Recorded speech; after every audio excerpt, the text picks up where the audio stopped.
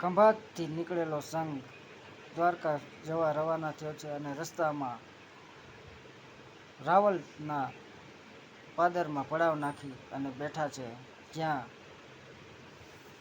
ખંભાતના સંઘની અંદર એક રૂપના જાણે અપ્સરાની જેવી સ્વર્ગની અપ્સરાને શોભે એવી યુવતીને જોવા માટે ગામની બાઈઓ તલપાપડ થઈ છે અને એ લોડણને જોવા માટે ગામની બાઈઓ જાય છે. એમાં ખેમરો ભેગો બાઈના વેશ ધરી અને ભાભીઓ ભેગો ભળી જાય છે અને એ લોડણને ખેમરાને નજરેથી નજર મળે છે અને લોડણને ખબર પડી જાય છે કે આ કોઈ પર પુરુષ છે અને ખેમરા અને લોડણને પેલી નજરમાં પ્રેમ થઈ જાય છે અને પછી તો મુલાકાત થાય છે અને ખેમરા અને લોડણને એકબીજા વિના હાલતું નથી.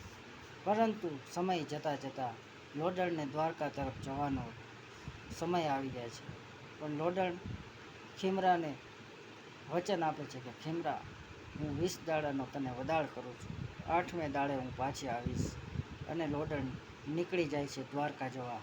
ત્યારે ખેમરો 8 દીની રાહમાં એની 20 દી સુધીનો વલોપાત સહન કરી શકતો નથી અને ખેમરો પોતાનો જીવ વલોપાતમાં અને લોડણના વિયોગમાં ત્યાગી દે છે. ત્યારે લોડણ 20મા દિવસે એના વાયદા પ્રમાણે પાછી આવે છે. ત્યારે પૂછે છે, ત્યારે એને ખેમરો દેખાતો નથી અને ખેમરાની ખાંભી દેખાય છે.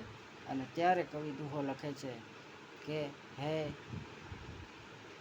સિંદૂર ચડાવે સગા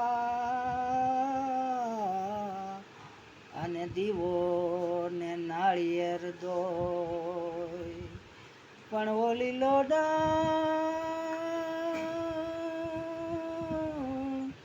હે લોડણ ચડાવે લોય,